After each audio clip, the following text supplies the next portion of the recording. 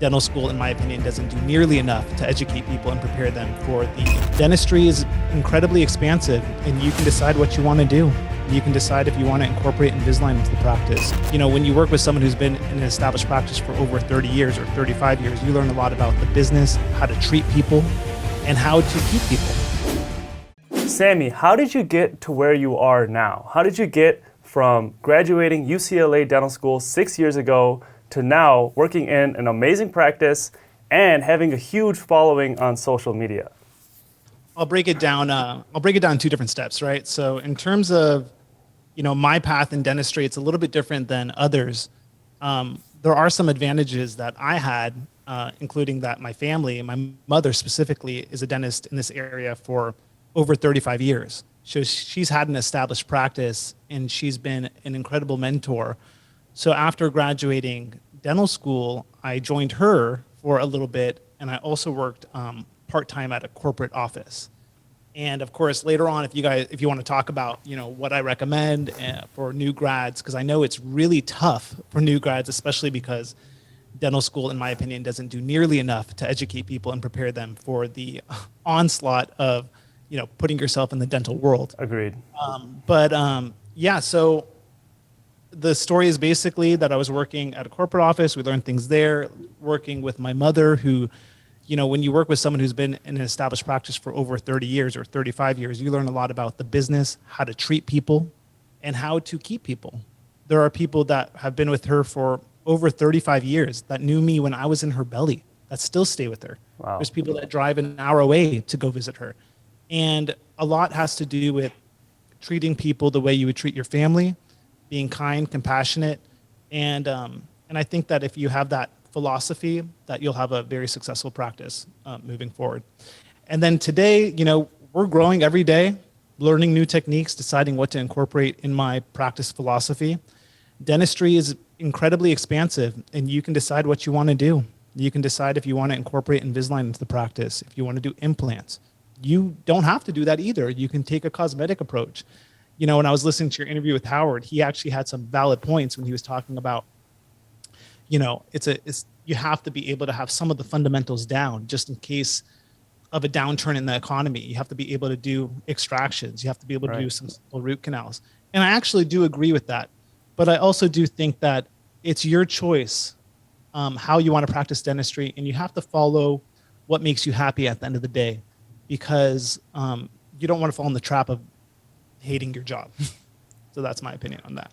Right. No, I totally agree. I mean, that's the beauty of dentistry, right? You can literally specialize it to how you want to do. So that's one of the reasons I didn't want to do a specialty, because I figured I can just do whatever I want as a general dentist. And sounds like that's kind of what you like to do as a general dentist as well. Yeah. We all have that option, right? When we're in dental school, we still have the option today, whether we want to go back and specialize. But for me personally, it just wasn't the route that I wanted to take. I wanted to get out into practice. I want to be the quarterback. I want to be the touch point that my patients see. And I want to create a really strong community and take care of my community. And I think that's the best way to do it. And that's no hard knock on specialists. Specialists are needed. They're absolutely amazing, the specialists we work with. And having an amazing relationship with specialists and doing amazing dentistry is just it's a dream. That's a really good point. So it sounds like you had a lot of help from your mom in dental school, because she was an established dentist, and she helped to guide you through, a lot of times in dental school where you really kind of overwhelmed and how is this going to work in the real world. But was that a big help to you? Not so much in dental school. Okay. But after graduating, it was tremendous help. To be honest, I don't have a very good look on a lot of dental schools. I don't know how it is on the East Coast, but at least from the people I talk to, the requirements are so minimal, number one. And on top of that, it's not even that. It's that the dental schools aren't providing us with enough patients to be able to do the work that we want to do. And the reality is, in order to do excellent dentistry, you have to do a lot of dentistry, period. And you have to evaluate your work over time. And so anyways, in terms of dental school, you have to find, there's a few amazing mentors that you can connect with, just a very few handful of teachers that you want to be close with. and take what you can. You know, there are also some terrible people that will make you feel bad, that don't are not helpful, and I don't even know why they're teaching. But it's just one of those things that you have to deal with. Just push through. You know, it's very difficult. Have a community of friends that you can study with, that you can get that support from, and I think that's the best way to push through dental school and go on to private practice.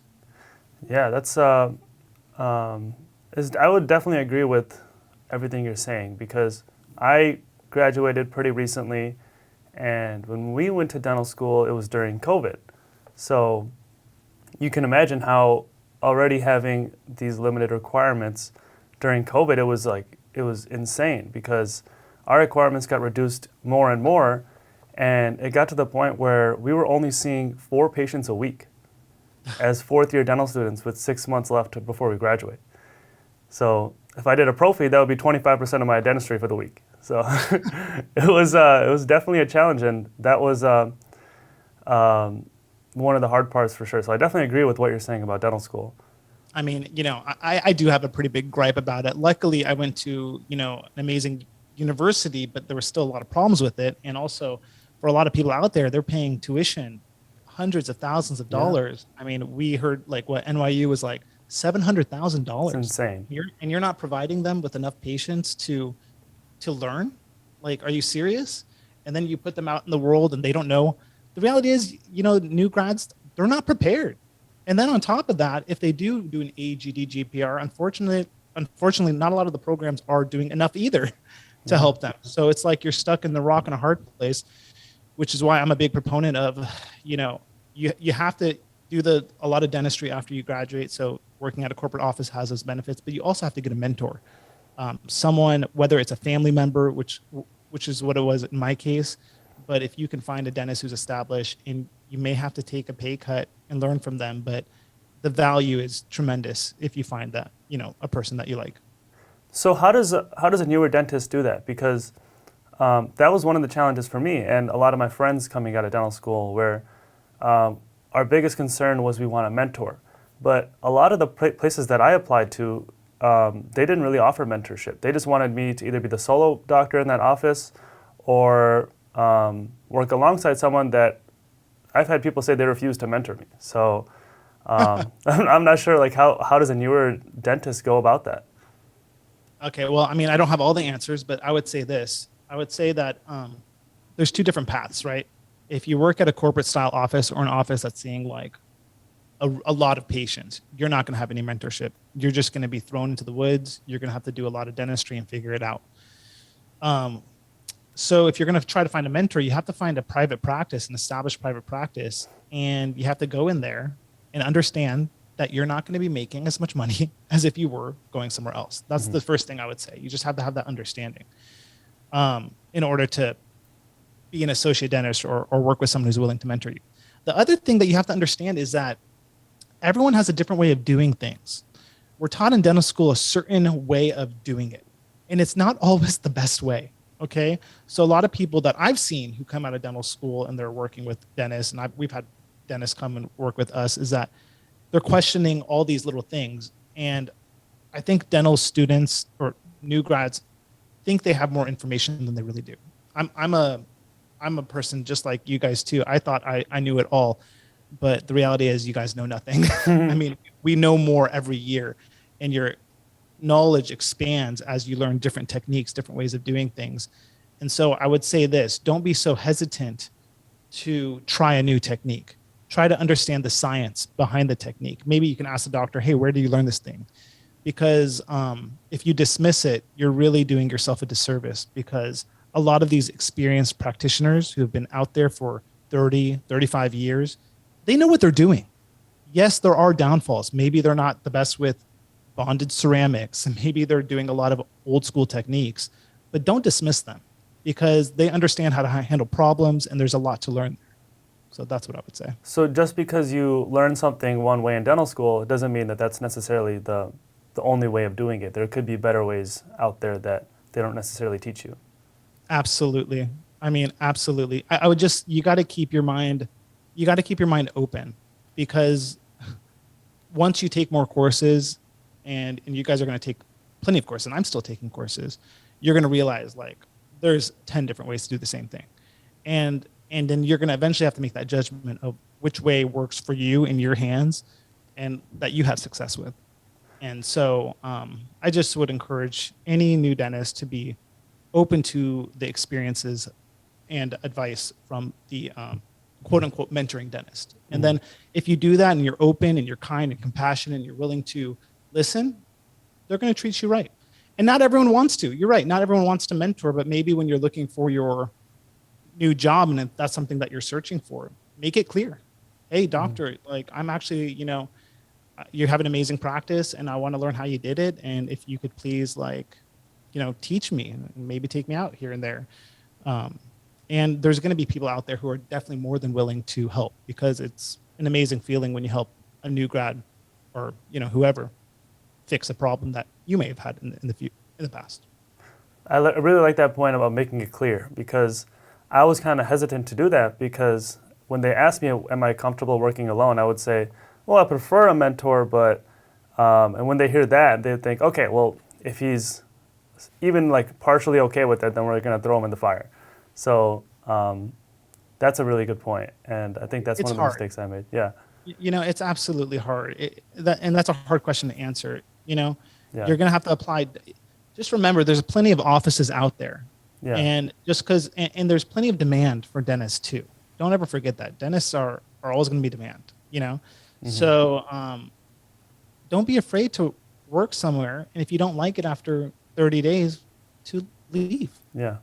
At the end of the day, you're not beholden to anyone but yourself. You have to treat people right, and if you leave, like I went to a practice, I worked for a month and he was an amazing doctor, but it just wasn't the right fit for me.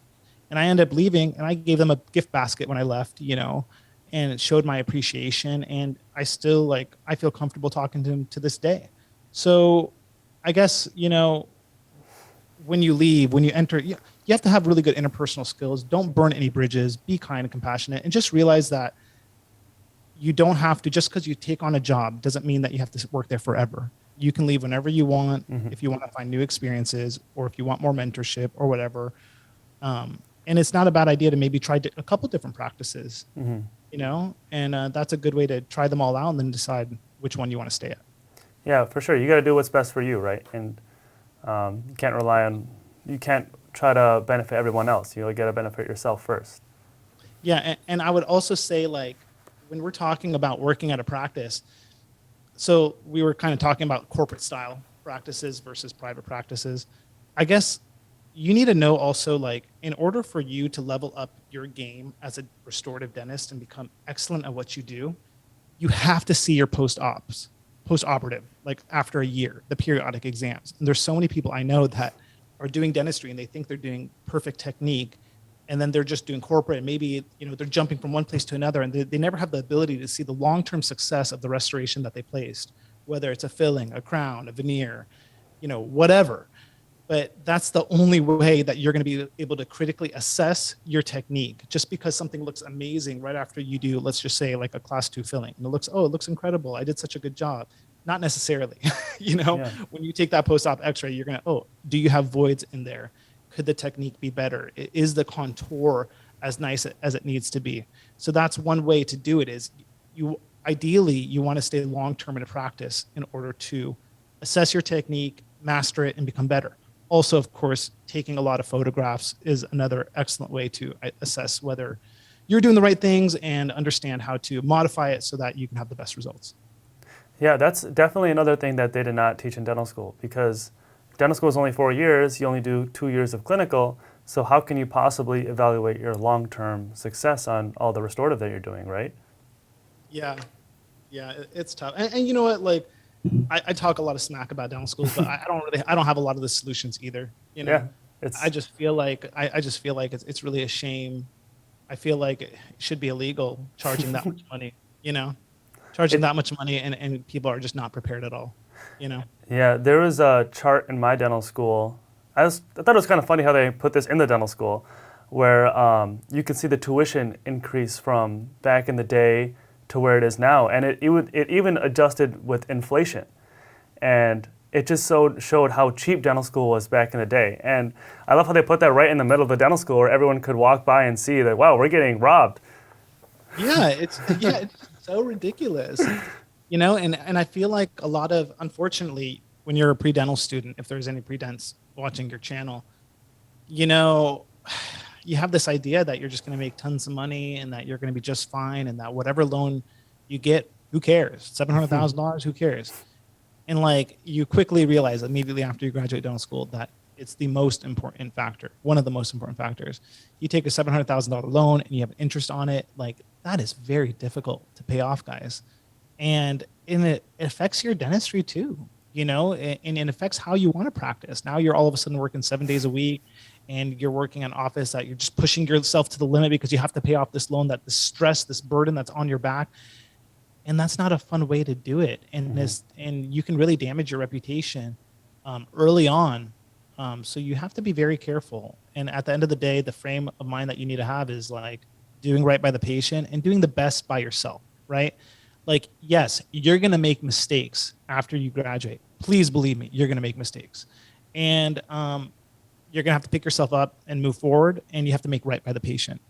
You know what I'm saying? Like, It's not right just to make a mistake and, okay, just throw it under the rug. I'm going to go. I'm fine. No, like, just make it right. And also, don't be too hard on yourself.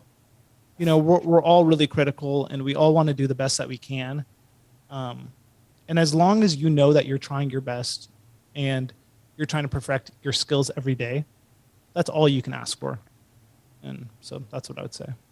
Yeah, that's a good point, because I feel like a lot of people, especially some of my friends who haven't been practicing that long, they're already showing signs of burning out. And they're really worried because how can they possibly practice for that long if they're already showing signs of that? And I think a lot of that comes from what you were saying, where they're overworking themselves and they're stressed out about the loans. And then if they're making any mistakes, then that'll just drive them crazy. Yeah, it breaks you down. I mean, dentistry is a service-oriented business. We're in the service industry, right? So at the end of the day, at the beginning, right, you have to be on. You have to be on. A patient comes in who's nervous. You have to make sure that you make them feel comfortable and you're calm, cool, collected. Maybe another person comes in with a different attitude. You have to match their energy and make sure that you're vibing with them so they feel calm and collected. And then you do the dentistry. Then you have injections. You have big cavities that can turn into other things, and you have to explain, communicate clear. It's all this stuff, right? And then you have the dentistry, which is going to be a burden on your back and neck. And then you're just exhausted, right? And then you're questioning yourself. And so there's a reason why there are dentists out there who are depressed, who are burned out and they don't know what to do. And that's a challenge, I would say this also, like, it depends person to person, right? But a lot of people that I know, the first year out of dental school or the first 2 years out of dental school, it's not fun. It's not fun because you're not that prepared. You're wondering why you have postoperative sensitivity. You're wondering why this technique isn't working, and it breaks you down. You have to push through it. You have to push through it. And that's why I'm always a big proponent of community and, making sure you still communicate with your friends and talk to them about, because everyone has these experiences. And the more that you can hear other people's stories, it'll make it a little bit easier for you to, to be happy.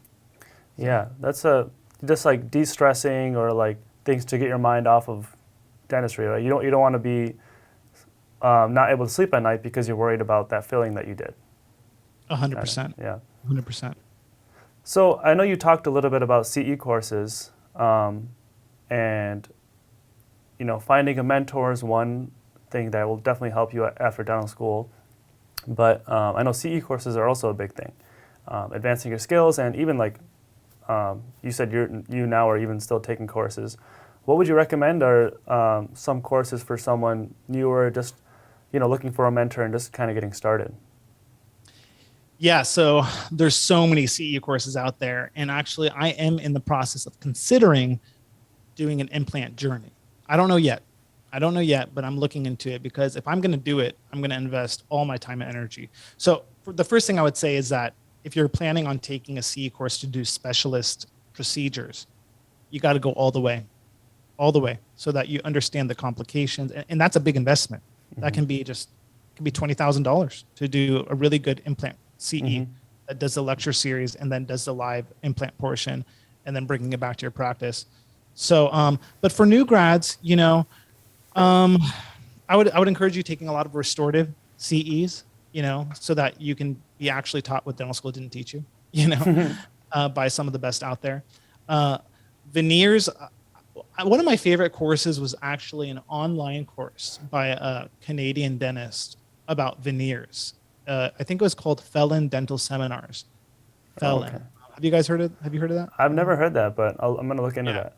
It's an incredible course because it was like cost a bit. I think it was like $1,000 to $2,000 online, but he has recorded like a lot of these veneer protocols and with like a microscope or something. So you get these amazing high quality recordings that Wow. are in the point of view of you working yourself. And he goes from beginning to end talking about, occlusal issues that you have to consider even before starting, and a bonding protocol. And I love those type of courses because I'm a very visual learner. So I love, if I'm going to take on a big case, I can go back to his videos and I can assess, whether whatever patient I'm working on follows the same protocol, or if I need to change something or something like that. So I love his course. I also took Matt Najad has an amazing veneer course too. He uses heated composite to do his bonding. My mom took that course. I wasn't able to take it because I was on vacation. And then restorative, there's so many things. I did spear. When I first graduated, I did a lot of spear education. That's in Arizona. COIS is another very famous seminar. These seminars are big concepts that you will not do in the first 2 years. The majority of you guys are not going to do it. So, and it's a lot of information. It's like tons of information. So is it going to help you immediately? Probably not. But at the end of the day, you take in little bits and pieces and you process it, and then maybe you take the course again, or you take the next series, and then you start to build that foundation that helps you be more prepared to take on these bigger full mouth rehabilitation cases. Yeah, that's so just like getting the understanding and getting your feet wet, then you'll kind of see what's out there, right? And then, but starting small and kind of like working your way up there, it sounds like. Yeah, I think that's the best. It just depends on what you want to do. If it's didactic, the best courses are going to be hands-on courses. And if you want to learn techniques, you got to do hands-on courses, which are more expensive than the didactic courses. But the didactic courses still give you a lot of information and give you more of an ability to do better dentistry. So yeah. I totally agree with the hands-on part because, and like how you said you're a visual learner, I feel like most dentists are, because you're literally, everything you're doing is hands-on, and you have to actually see what you're doing. You can read a textbook and think you're doing it right, but until you actually see it, then you won't really know if you're doing it right. Yeah, exactly. And another thing I just wanted to point out, because you also mentioned earlier on, I just remembered about like something I would encourage also young dentists to do is that you're going to go through a process of maybe 5, 6, 7 years, or some people earlier, before you have your own practice, right? So I would also encourage you to take as many photos as you can, right? And to do what we're doing, get online, put yourself on video. My opinion is that in the next 5 to 10 years, that if you have 3 dentists who all have the same level of expertise, but one person is online, you can see how they communicate. You can understand, maybe you can show some of the work, and they're seeing the before and afters, that person is probably going to pick you. And if you want to own your own practice versus corporate office, that's where the differentiating factor is. It's through your creative outlets, being creative, putting yourself on video, educating people. I think we have a responsibility as practitioners to put accurate information out there. There's so much misinformation in the world. And at the end of the day, a lot of people, when they're looking at information, when they're judging the quality of information, usually what they're looking at is social authority. oh, this guy has 1 million subscribers. He never got a degree from dentistry, but he's preaching about dentistry. Oh, he's right. When it's not right at all. Yeah. You know what I'm saying? So Yeah. it's like, that's part of the reasons, because you mentioned like, why did I start my channel? I started it at the end of my channel, by the way, is Smile Influencers, where we provide dental education to empower people to make better informed decisions about their oral health. And I'm also starting a podcast soon. But you ask why we do that. We do that because I think we have to. You know, we have to be able also to compete in this really incredibly competitive market. And when you have corporate offices, you know, that get prices for really cheap, you have to be able to stand out. So was that kind of your motivation to start your channel, Smile Influencers? Was it to market yourself and kind of set you apart from everyone else that is practicing around you? Hey guys, hope you're enjoying the video. Before we keep going, please hit the thumbs up button and subscribe to my channel below. Let's get back into it. So the original motivation was the understanding that video is becoming more and more popular, and that understanding that I can't control, right? I have no control. And when I purchase a practice right now, of course, now we're all together, my mother, my wife, and I, and I wanted to be able to get a head start and put myself on video so that people can, number one, be educated and hopefully decide to choose me as their dentist versus other amazing dentists too. But I want them to choose me, right? Yeah. So originally that was the reason why I was getting on video. The second reason is I love video. I love video and audio, like in general, period. Like even if I, you know, if you put me somewhere, like I'm going to find like video equipment, audio equipment. That's just what I love to do. So I'm really passionate about it. Right. But yeah, so there's a lot of benefits of putting yourself online. But of course, number one is that you're marketing yourself so that if you don't own a practice, at least now you're building your presence, your online presence. You're educating people, you're informing them, and that they're going to come and hopefully see you, you know. And then if you have fun with it, that's a great thing too. So was this always something you were interested in? You know, getting into social media, getting on YouTube, just like recording yourself and putting your face out there, or was it something that in dental school you like got inspired with, or how did that happen? Yeah, you know, like you know, when we go through our dental journey to become a dentist, we put our head in our books and we do one thing. We just go to the library every day, undergrad to go to dental school. Then in dental school, it's even worse. You know, no sleep, you're just studying all the time. And you forget what makes you really happy, you know? And I've always, like when you think back when you're younger, like what really like did you enjoy? What did you like to do when I'm talking about like high school or even before high school? Hanging out with friends. Yeah, you know? and for me, it's video and audio. And so I wanted to find a way to, you know, make videos that are educational, informative, but also that it's not a waste of time, you know? So I think I found a way to blend my profession, dentistry, with making videos. And now I haven't made a video in like a month and a half, but now I'm taking this new journey into creating a live video podcast, which is a little bit different because my audience is like 70% patients and then 30% dentists.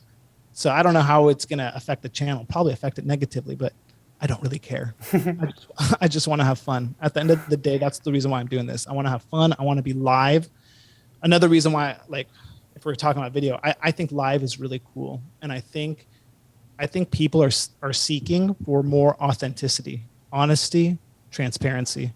And one of the only ways to do that is to go live and for them to see you for who you are, your good and your flaws. You know, it's a scary thing, especially in this like cancel culture world we live in. Yeah. But it's exciting. Doing this interview is exciting for me, and I can't wait to do the video podcast. I think that's going to be a lot of fun. I think that's going to be awesome once you launch that. We'll see. I think you already did one live one, right? What's that? I think you already did one live video, right? I did one live when I was sick with COVID because I got all the. When I was sick with COVID, I just bought like tons of equipment. And then I was like, I really want to go live right now. And I went live and I lost like 13 subscribers, but it is what it is. Surprised you lost subscribers. Yeah, well, my channel's a mix. It's a mix of patients and dentists. So it's like if I talk to dentists, then the patients are unsubscribing. If I talk to patients only dentists, so it is what it is. But I just have to follow what I really enjoy and what I think is valuable. And I think So this is a valuable thing to like talk to yeah. new grads, dentists, and just have a community. Like I think we need more communities to make us happier. So what do you like? Who do you like educating more? Do you like educating dentists or do you like educating patients? You know, it's easier to educate patients because I like breaking down these complex concepts into simple things. And those are the comments I get a lot. It's like, oh my gosh, thank you. You broke this down. My dentist didn't explain this. Here's the thing. Like when you're a dentist, we're moving. We got, a fill, a crown, whatever, a veneer. And then the next room, we got to do a hygiene check. And we run in. Someone has a question, but we have this time limit to answer these questions. And it's impossible to give a very thorough explanation unless you are running a not so profitable practice, because you got to be there 30 minutes just to explain very clearly, if you're going to be very thorough and comprehensive. Of course, you can do it less than that. But so when you make videos like this, it's just really good. Like if you're with a patient, you know what, let me send you a video that talks about all of these concepts very clearly. And here's the video. And they're going to be very appreciative of that. So anyways, yeah, that's one of the problems is like, usually when patients get upset, it's because they feel like they're not listened to, they're not heard. And unfortunately that goes counter to like how a dental practice is run, because we have to be everywhere at one time. So That's smart. So not only are you promoting your own channel, you're also educating the patient and making sure they're listened to, because you have a video that explains very clearly exactly what they're asking. exactly. And when patients, here's the thing, I don't push any treatment. I really don't. And people say that all the time, but I really don't push any treatment. I educate people. I educate them about their condition. I show them, what are the consequences? And then I say, it's up to you. Because it is up to them. I don't want to push anyone to do anything that they don't want to do, But what happens is that when they're informed, when they're educated, when they understand clearly what's going on, they make the right decision. So it's like it's a powerful tool to have videos on hand, or just in general, as a dentist, being a really clear communicator. Everyone says like, what courses, like what's e-courses, right? Should I take? You should take a course on communication. Right. You should take a course on clearly how to break down difficult concepts, how to communicate with people, how to vibe with people. Everyone's different. You're not going to talk to each person the same way. And I thought I was good. Out of dental school, I'm like, I know how to talk to people. Like, I'm good. I'm nowhere near good. I'm not even close. When I look at people like my mother, for instance, she's damn good. She's really good. So in order to be a good dentist, in my opinion, like one of the most important things is being able to listen, to hear people's concerns, show compassion, empathy, and those people will be with you forever, in my opinion. So those classes in dental school where they go over that stuff, I noticed that those are the ones that people tend to slack off or ignore. And I think the reason is people are so concerned about the dental aspect of things, they don't, like if they don't know how to do a crown prep properly or something like that, and that's what's stressing them out. And then I noticed how you said like the communication now, people who are more established and when they start feeling more comfortable doing the dentistry, that's when they realize like, oh, I should have focused on this a long time ago. Well, it's hard to decide. You're probably right for choosing how to learn how to do a good crown prep, right, over communication. Like, I'm just saying that you got to eventually read some books, listen to some audio podcasts about communication and how to connect with people, because that is incredibly important. But yes, it also comes with skill. The first couple years out, you're like, am I doing this the right way? But then eventually it's like, it's just, you don't have to think about it. Okay, inject, this is done, and at that point, maybe that's when you start trying to level up your communication. It's everything. There's not one thing that you do. You just have to continuously assess what your negatives are, what you're good at, and try to hopefully make what you're good at better, and your negatives, try to get them in the good category. And that's an ongoing thing.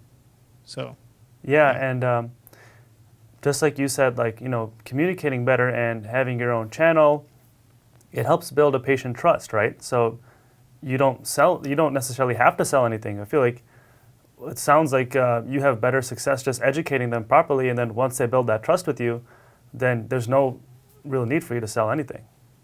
100%. I mean, I had a patient. It's funny. Like, I'm just thinking about a patient I had just this past week, where she unfortunately has cavities on all of her big cavities, like on all of her top teeth, and she needs all upper work, right? And I told her, like, the best thing to do is do it all at once, and she was financially strained and she wanted to do a few at one time. And she also wasn't fully committed. She put herself on the schedule. I'm going to do it. And then I saw her for, like, we did a mock-up, like a live mock-up where I take flowable resin and just like play with it basically. And anyways, and when I talked to her, she just wasn't, I didn't get the sense that she was fully ready to make that commitment, And I told her, I said, you know what, look, if you're not ready to make that commitment right now, it's okay to take your time. Like, I would recommend you, like, if you want to reschedule the appointment. And she was really appreciative, and she did. She ended up canceling the appointment. And I'm not concerned, because at the end of the day, I know that she values me, values my opinion. And when she's ready to work with me, she'll be ready. And I think that's the mindset a lot of people have to take. But unfortunately, if they're working as an associate dentist somewhere else, or they're working corporate dentist, maybe they think that the case isn't going to come back to them or whatever. But that's the benefit of eventually having your own practice. That's a good point, because instead of sitting there for like 30 minutes kind of pushing the treatment, you kind of, it seems like you calmed her down and took the stress off. And especially if, like, going back to the videos, if you're like running behind or something, then you can just, educate her a little bit, calm her down, and then send her some videos just so, like, this is what can happen. And then whenever you're ready, you can schedule it. So, yeah, if you show care, compassion, empathy, and patients know that, I think patients feel uncomfortable when they feel like they're being pushed into treatment. You should never push anyone to treatment, especially if they aren't comfortable, because guess what? It's not going to be a fun time for you either, right? They have to be ready to make that commitment. And when they're ready, the treatment goes really well. mm-hmm. You know what I'm saying? It's like, it's kind of that saying that they have to make they have to be the ones that says, okay, I'm ready. Not you need to book it right now. Like, oh my gosh, you're going to have terrible experiences if you do that, in my opinion. Yeah, no, I even noticed that a lot of the times when I'm struggling on a procedure or something, it's not necessarily the procedure was hard, it's more that it was difficult to deal with the patient. And a lot of that could have come from pre-planning better, or just kind of like you said, like making the whole experience better for them. Yeah, exactly. So what are your plans and goals with your YouTube channel and social media in the future? I know you said you wanted to start a live podcast, but is there anything else you wanted to, like, you had goals with, or? I've done a lot of the big video concepts, like what's a crown versus veneer, mm-hmm. how do you do veneers, this and that. And the thing with YouTube is that you can keep on recreating videos mm-hmm. and getting them to rank high. And this is a whole conversation we can have later on about SEO and how to appropriately tag things, how to use description, all that stuff. But I don't want to do that. So honestly, right now I'm trying to figure out live video podcast, which will be coming up soon. And then I want it to be a show. Like, I don't know. Honestly, this may not work at all. Like, that's the reality, but I'm going to try. But because my channel has a certain portion of patients, a certain portion of dentists, I want to have a conversation with 3 other dentists that we meet every Monday at 7 p.m. And then hopefully what I'm hoping is that there's patients on there that they might ask questions. Or we can have a call-in section where a patient calls in, hey, I have this. And I'm not going to be diagnosing, because we're not technically allowed to do that, but I can give them examples of how I've treated similar cases in the past. So there'll be that live component, maybe live interactions with other dentists who are struggling, who maybe need help or need a little bit of community. Maybe they're not so social. And so I want it to be a place that we have honest, authentic conversations, and that's really helpful to both dentists and also to dental students and also to patients. I don't know if that's going to happen, but this is the first one that I've ever seen someone try to do. So, I'm just having fun with it. We'll see what happens. I think that's a really cool idea, and it sounds kind of like a Dr. Oz or like the Doctor Show, something like that, but like the dentist version. And I always, actually, I wondered as a kid, like, why don't they have this for other specialties? And even in dental school, I was like, why does there no like dentist doing something like this? That's a great idea. So Thanks. I think there's a lot of potential with that. Thanks, man. I'm really excited. And it goes to show you, like, you don't have to rely on anyone. You know, if you want to get yourself out there, if you want to start something, if you want to, like, what's it called? Promote yourself, there's nothing stopping you. You don't need all this fancy equipment. Now, I got this fancy equipment because I love it, you know, but you don't need it. You can have a cell phone. The cell phones are good quality enough, and you can build your own thing. So I guess what I'm trying to say is that, you know, for people that are trying to promote themselves, there's nothing holding you back. You can do it yourself. That's awesome, man. And so what is your schedule like? Like, you know, you're working full time and you're doing this. You must be a busy guy. Well, right now it's been a little crazy because this whole time we've been trying to move into this office. So this weekend I'm going to be, we're still working, making sure the x-rays work and all that stuff before Monday. Um, so that has taken a hold. Before, like if you asked me 2-3 months ago, the schedule is basically I work, you know, Monday through Thursday, Friday half day. And then on the weekends I film videos. So I script on like Friday night or Saturday morning. And then I record a video and then I edit at night. Which sounds like I have no life, but it's what I enjoy to do. I really don't care to. I really love being in front of a computer, editing and learning that skill set. So yeah, and that's not to say that everyone needs to be doing what I'm doing. You know, you just got to find what you love, what you're passionate about, and pursue that. We're all passionate about dentistry, but what are your other passions too? Because in my opinion, you don't want to be beholden to one thing. And that's another, I'm going on a tangent, but that's another reason why I started this video thing too, is because dentistry provides a good means of living. But I think any job that you have that is the sole provider of your income to help you provide for your family, if you're, beholden to that job, it feels like you're shackled, and it feels like you have to be there. And that's an uncomfortable feeling, to feel like you don't have freedom. And so for freedom for me is the ability to decide what I want to do and make a living. So that's another reason why, I like the whole video and audio thing. So That's a great point, because especially with our profession, where if you're just relying solely on your job, it does rely entirely on you, because you have to physically be there, and it's not like you can work from home, or if you break your arm or something, you can't do dentistry, right? So you having that channel has like another source, like worst case, if something like that happens, then you can still promote your channel more or grow that show that you were talking about, and go from there. So it's yeah, I mean, COVID was a perfect example of this. Obviously, like if something were to happen where you can't practice, you have to find another way. So, but yeah. and that's a cool thing about being online, right? Even these like dental companies that sell toothpaste or something like that, I don't know if it's a dentist or someone making that, or there's like these cooler toothbrushes like Quip or something out there, and those guys, they're making money sitting at home, right? So they don't have to physically be in an office doing dentistry to make money. So there's so much more out there with the profession. Exactly. Like there's so many things to do. I mean, clinical dentistry is obviously what takes the majority of what people do. But, there's dentists out there who review claims. There's dentists out there who do, this or that. So you just have to explore, as simple as it sounds, you have to explore what makes you happy, and you have to follow that path. And I would also just mention one other thing. We live in this day and age where there's a lot of social media pressure, and you go and you're looking on Instagram and you're seeing beautiful work from a lot of these doctors.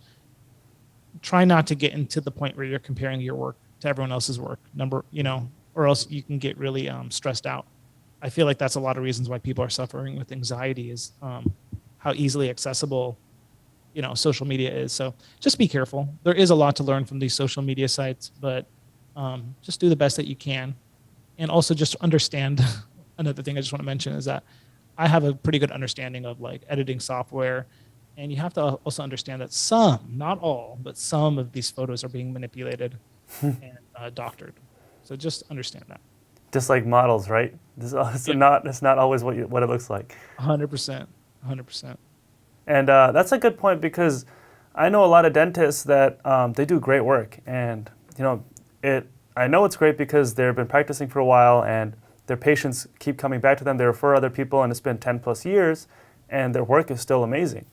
And I always ask them if they ever thought about showing their work online, and most of them are they get scared because there's like crazy people out there that will start attacking them, or say like, oh, like you did this technique awfully or something like that, and they're just scared to get into that. And it kind of sucks because they were able to educate me a lot, and it just sucks because a lot of people they'll miss out on that information because there's people out there that'll just attack them. Exactly.